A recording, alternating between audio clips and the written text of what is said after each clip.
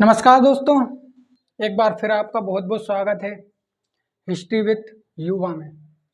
दोस्तों, इससे पहले वाली वीडियो में हमने हड़प्पा सभ्यता को एक कहानी की तरह पूरा समझा है। आप उस वीडियो को देखें, उसके बाद आने वाली सारी वीडियोस आपको बेहद अच्छे तरीके से समझ आएगी। आपको सारी कहानी समझ आएगी कि आखिर चल क्या रही है भारत में। दोस्तों, आज की इस वीडियो में, आज की इस क्लास में हम पढ़ेंगे हड़प्पा सभ्यता के नगर नियोजन को, इसके स्थलों को और इसके प्रमुख नगरों को। दोस्तों चलिए शुरू करते हैं। हड़प्पा के सारे स्थलों को एक एक करके पढ़ना, कहाँ पर क्या चीज़ मिली है ये हम पढ़ेंगे, किस चीज़ का क्या महत्व है ये भी हम पढ़ेंगे, क्योंकि हमें एग्ज़ाम देना है। तो एग्ज़ाम की दृष्टि से आज की क्लास महत्वपूर्ण है, ना कि सामाजिक दृष्टि से। दोस्तों, हड़प्पा में कई सारी चीज़ें हमें देखने को मिली है। बेहद बड़ा ये स्थान रहा है, 13 लाख वर्ग किलोमीटर का बताया जाता है। तो कई सारी चीज़ हैं यहाँ पर। मातृ देवी की मूर्ति मिली है, विशाल स्नानागार मिला है, अन्य कोठार मिला है, स्वास्तिक चिन्ह मिले हैं, कई सारे मुद्राएं मिली है, मोहरें मिली हैं, बेलनाकार मोहरें मिली हैं। मेसोपोटामिया, यूनान, इन देशों की यहाँ पर मोहरें मिली हैं। कई सारी चीज़ें हमें देखने को मिली हैं। दोस्तों, डिजिटल बोर्ड नहीं है मेरे पास, लेकिन वीडियो एडिट करते समय मैं आपको यहाँ पर स्क्रीन पर कुछ चित्र आपको दिखाने की कोशिश करूँगा जो केवल महत्वपूर्ण है उन चीज़ों को। दोस्तों, मैं आपको स्क्रीन पर दिखाने की कोशिश करूँगा कि किस प्रकार से हड़प्पा सभ्यता के नगर हुआ करते थे और किस प्रकार से ये सभ्यता इतनी विकसित हुई। दोस्तों, इसका सबसे पहला महत्वपूर्ण स्थल है हड़प्पा। 1921 में दयाराम साहनी जी ने और माधव स्वरूप बस और इनके साथ एक यूरोपीय उत्खननकर्ता मार्टिमेर व्हीलर, दोस्तों इन तीनों ने मिलकर हड़प्पा का उत्खनन किया। इसके बाद अमेरिका के मैके 1935 में उन्होंने भी इसका उत्खनन किया था। और दोस्तों, हमने पढ़ा था कि इससे लास्ट वाली वीडियो में हमने पढ़ा था कि जब हड़प्पा और मोहनजोदड़ो की खोज हुई तो ये कहा गया कि दुनिया के बच्चों के सामने भारत तो एक सयाने की तरह है। ये तो हमारे सामने क्या है, बच्चे हैं, और हमारा भारत एक सयाना देश है। दोस्तों, हड़प्पा की बात करते हैं। दोस्तों, ये है हमारी सिंधु नदी, सिंधु, ये है हमारी चिनाब, ये हमारा पश्चिमी भारत है, पंजाब वाला इलाका। ये है हमारी झेलम, ये है हमारी रावी। दोस्तों, रावी नदी के दाएं तट पर आज के पाकिस्तान में हमारा हड़प्पा जा चुका है। दोस्तों, हड़प्पा आज के पाकिस्तान के माउंट गोमरी जिला या इसका नाम बदल दिया गया है साहिवाल जिला। दोस्तों, वहाँ पर आज हमारा ये स्थल चला गया है। बेहद नुकसान पहुँच रहा है उसको। वहाँ कभी बाढ़ में डूब जाता है, तो कभी आतंकवादी घटनाएं यहाँ होती है, कभी बम फूट रहे हैं। दोस्तों, बेहद हमारी धरोहर को नुकसान पहुँचाया जा रहा है। मैं तो सरकार से कहता हूँ कम से कम इसको वापस ही ले लेना चाहिए। दोस्तों, हड़प्पा में बेहद सारी चीज़ें मिली हैं, लेकिन इम्पोर्टेंट चीज़ें जो है हम देखेंगे और मैं आपको स्क्रीन पर भी दिखाने की कोशिश करूंगा। दोस्तों, हड़प्पा का पहला महत्वपूर्ण स्थल यहाँ पर है श्रमिक आवास।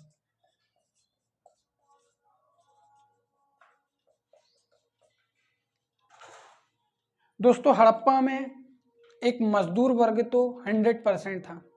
मजदूर वर्ग नहीं हुआ करता होगा तो इतना सारा नियोजन किसने किया होगा। और मजदूर वर्ग है तो श्रमिक आवास भी चाहिए।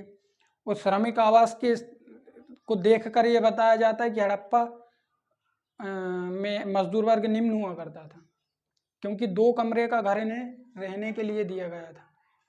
लेकिन ये केवल एक तार्किक बात है, एक अतार्किक बात है, जो भी आप समझें। श्रमिक आवास कॉलोनी हमें यहाँ पर मिली है क्योंकि मजदूर वर्ग है तो आवास भी देना है। दोस्तों यहाँ दूसरी महत्वपूर्ण चीज मिली है, वह है हड़प्पा का विशाल अन्नागार या अन्न कोठार। दोस्तों आपको स्क्रीन पर मैं दिखाने की कोशिश करूंगा, एक विशाल अन्नागार हमें देखने को मिला है।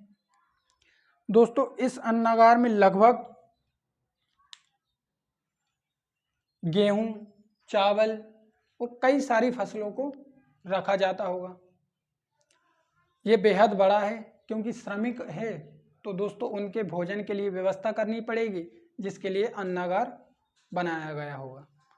दोस्तों यहाँ पर एक बेहद बड़ी बिल्डिंग भी है, लगभग 45 मीटर की कुछ उसकी लेंथ ब्रेथ बताई जाती है कि इतनी बड़ी है कि यहाँ पर बिल्डिंग भी देखने को मिली है।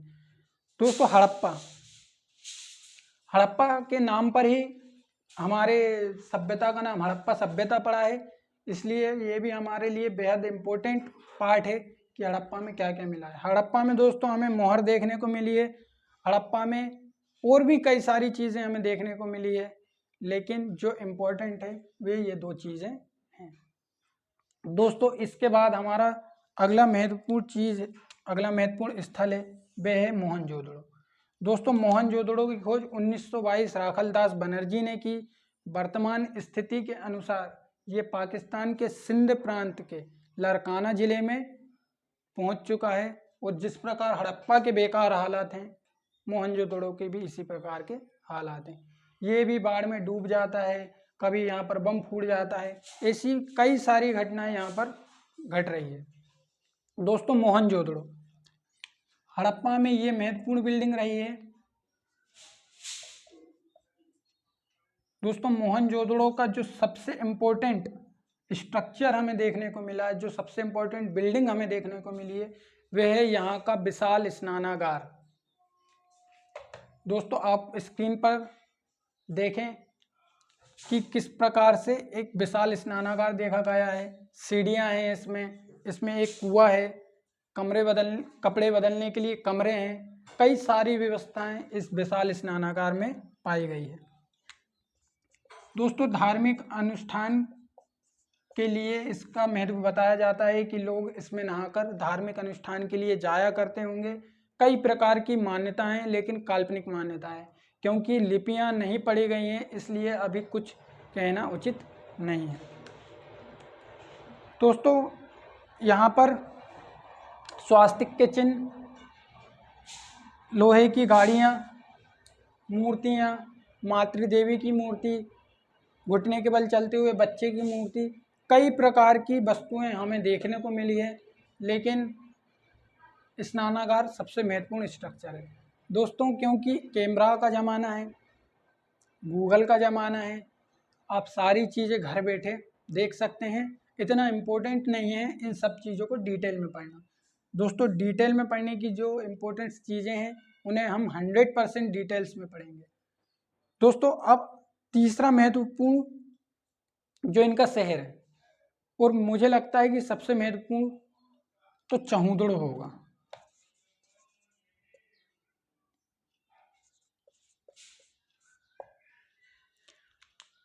दोस्तों 1931 में मणिगोपाल मजूमदार ने इसकी खोज की,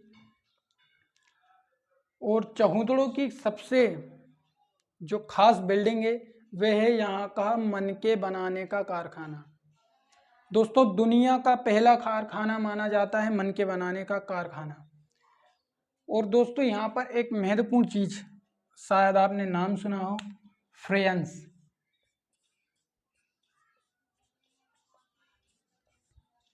दोस्तों मैंने कई सारी इतिहासकार की बुक्स पढ़ी, फ्रेंस मुझे कहीं नहीं मिला। एनसीईआरटी की 6th क्लास में फ्रेंस के बारे में बताया गया है कि फ्रेंस क्या होते थे। दोस्तों स्फटिक पत्थर का चूर्ण और रेत का चूर्ण, इनको मिलाकर मैं आपको स्क्रीन पर दिखाऊंगा किस प्रकार से चौखट्टे मनके बनाए जाते थे, और उन मनकों को ही फ्रेंस कहा जाता था। गोंद जो ग्लू उस समय हुआ करती थी, उसमें रेत का चूर्ण और स्फटिक पत्थर का चूर्ण मिलाकर ये लोग फ्रेंस बनाया करते थे। लड़कियां ये ना समझे कि इस समय की लड़कियों को कुछ नहीं पता था, लिपस्टिक लगाती हैं ये। यहाँ की जो औरतें हैं ये आभूषण पहनती हैं, ये सीप के मोती की माला पहनती हैं, ये कई सारे जो है मेकअप का जो कई प्रकार के मेकअप होते हैं ना वे भी करती हैं। दोस्तों मेकअप की एक इम्पोर्टेंट चीज़ तीसरा, ये हड़प्पा में मिला था। यहाँ पर एक मेकअप किट मिला है, मेकअप किट कि हड़प्पा में महारानी रानी या लड़कियां जो भी थे मेकअप किया करते थे। दोस्तों चौहदड़ों में मनके बनाने का कारखाना जिसे विश्व का पहला कारखाना माना जाता है, आभूषण, लिपस्टिक का साक्ष्य, ईंटों का साक्ष्य, इतनी सारी चीज़ें यहाँ पर देखने को मिली है। दोस्तों इसके बाद इनका छठवां महानगर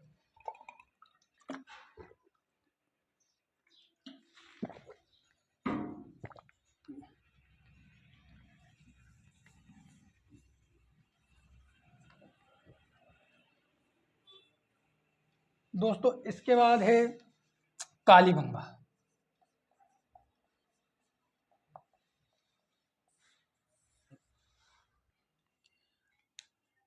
दोस्तों मोहनजोदड़ो का अर्थ होता है मुर्दों का टीला, कालीबंगा का अर्थ होता है काली चूड़ी। सन 1953 में अबलानंद घोष, लाल और थापर इन 3 उत्खननकर्ताओं ने जो है कालीबंगा की खोज की। और दोस्तों यहाँ पर जो महत्वपूर्ण चीज हमें देखने को मिली है वह है अग्नि पूजा का साक्ष्य। अग्नि पूजा यहाँ हमें देखने को मिला है। दूसरी चीज यहाँ पर हमें इराक यानी मेसोपोटामिया की मोहरें मिली है। यहाँ पर हमें एक चीज देखने को मिली है जो है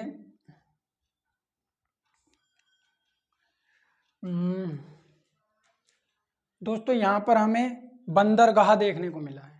तीसरी महत्वपूर्ण चीज है बंदरगाह। दोस्तों यहाँ बंदरगाह हुआ करता था, राजस्थान में है आज का हमारा कालीबंगा। दोस्तों बंदरगाह देखने को मिला है। चौथे नंबर की चीज कई सारी काली चूड़ियां।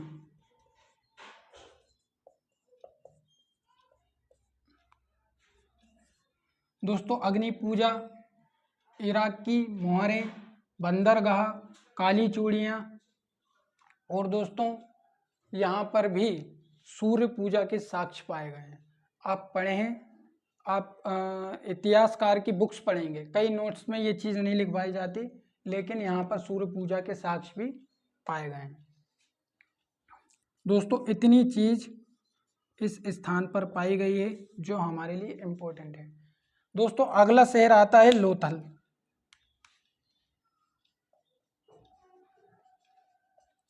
दोस्तों लोथल की खोज 1957 में रंगनाथ राव ने की थी। आज के गुजरात में लोथल हमारा हुआ करता है। दोस्तों लोथल में जो सबसे महत्वपूर्ण चीज, सबसे महत्वपूर्ण बंदरगाह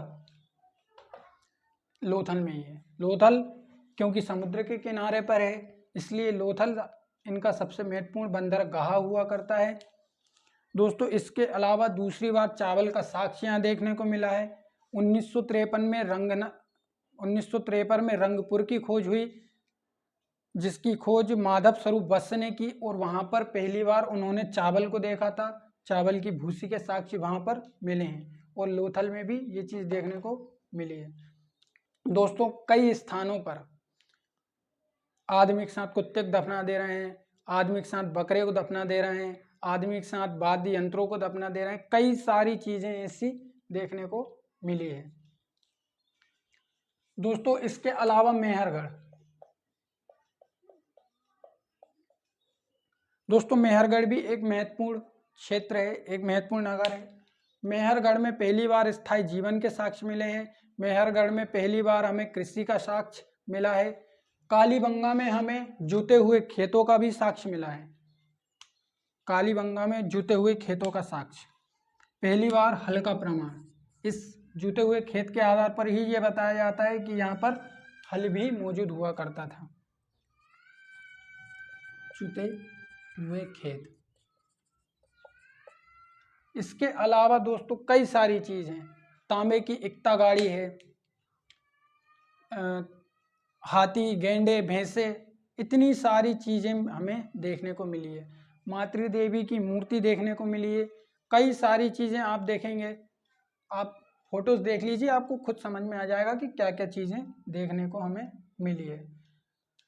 दोस्तों इतनी चीज़ें हमें पढ़ना है क्योंकि एग्ज़ाम की दृष्टि से ये बेहद महत्वपूर्ण है। दोस्तों इसके अलावा कुंतासी, रोपड़, मालवाड़ और कई सारे अन्य ऐसे स्थल हैं जिन पर कई सारी चीज़ें देखने को मिली है। सिंचाई के साक्ष्य देखने को मिले हैं कि ये सिंचाई भी किया करते थे। हमने पढ़ा कि नवंबर से अप्रैल इनका कृषि सत्र जारी हुआ करता था। ये नवंबर में फसल बोते थे और अप्रैल में काट लिया करते थे। दोस्तों दायमाबाद एक बेहद महत्वपूर्ण स्थल है, दक्षिणी सीमा हुआ करता है ये। इस सभ्यता का दक्षिणी सीमा दायमाबाद हुआ करता है। दायमाबाद और धोलावीरा दोनों जगह पर ग्रामीण संस्कृति के साक्ष्य मिले हैं। दोस्तों ये बेहद महत्वपूर्ण याद रखने वाली चीज़ है कि ग्रामीण संस्कृति के साक्ष्य, पहली बार मेहरगढ़ में कृषि के साक्ष्य, स्थायी जीवन के साक्ष्य। मोहनजोदड़ो को इसकी राजधानी कहा जाता है, हड़प्पा को और मोहनजोदड़ो को इसकी जुड़वा राजधानी कहा जाता है। और दोस्तों कई सारे तथ्य आप इतिहासकारों के पढ़ेंगे और हम भी इतिहासकारों के पढ़ेंगे कि किसने किस चीज़ को क्या कहा है। दोस्तों पिग्गट महोदय ने कहा है कि हड़प्पा और जो हमारा मोहनजोदड़ो है ये दोनों एक दूसरे की जुड़वा राजधानी हुआ करते थे। दोस्तों इतनी सारी चीज़ें हैं जिन्हें पढ़ना थोड़ा मुश्किल है क्योंकि एक एक चीज़ को याद रखना कि किस नगर में क्या मिला है।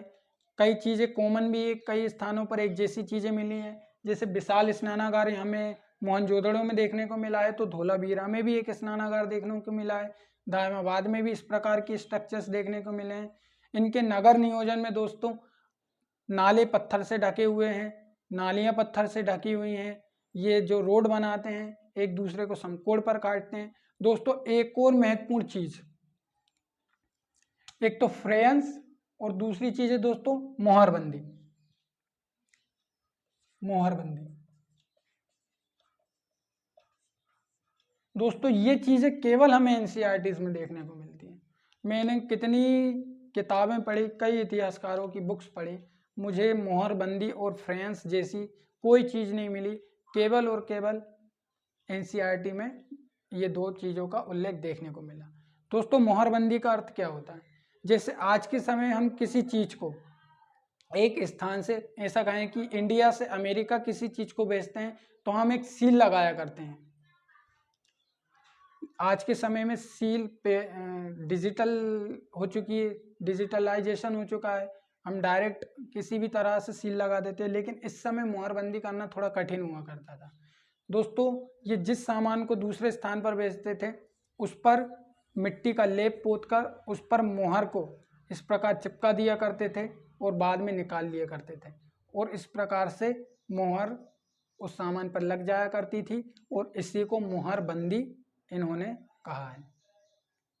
दोस्तों इतनी सारे स्थल हैं, इतने सारे स्थल हैं, एक मैप पे हम इन सबको पढ़ें तो थोड़ा ज़्यादा हमें समझ में आए, लेकिन मेरे पास अभी डिजिटल बोर्ड नहीं है, कोई मैप नहीं है, इसलिए थोड़ा आप मैनेज करें। आपको वैसे सारी चीज़ें समझ में आएगी। मैं आपको स्क्रीन पर कोशिश करूँगा फ़ोटोज़ दिखाने की कि कौन सी चीज़ कैसी हुआ करती थी।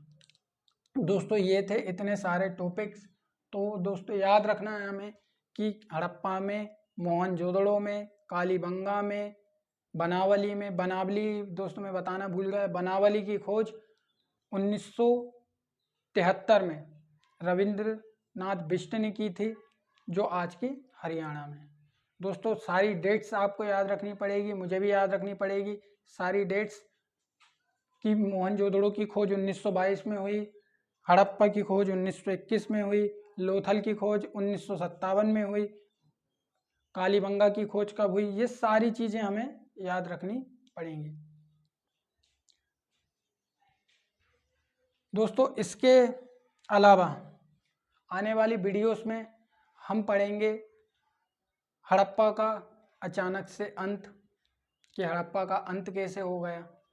दोस्तों आने वाली वीडियोस में पशुपालन और इनका मापतोल, कि ये मापतोल किस तरह से करते थे। दोस्तों जो समझने वाली चीज़ है इनकी, वह है इनका पशुपालन, कृषि, मापतोल। और दोस्तों सबसे अंत में हड़प्पा सभ्यता का एक रहस्यमय अंत हुआ है। आज तक ये बताया नहीं जा सका है कि किस प्रकार हड़प्पा सभ्यता का अंत हुआ होगा। कई इतिहासकारों का मानना है कि आग लगाकर आत्महत्या कर ली इन लोगों ने, मतलब कुछ भी बोल दो। कई इतिहासकारों का मानना है कि यहाँ पर प्लेग फैला था।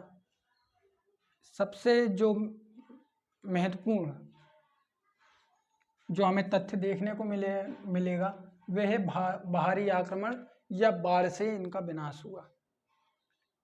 ज्योतिबा फुले का हम सिद्धांत पढ़ेंगे।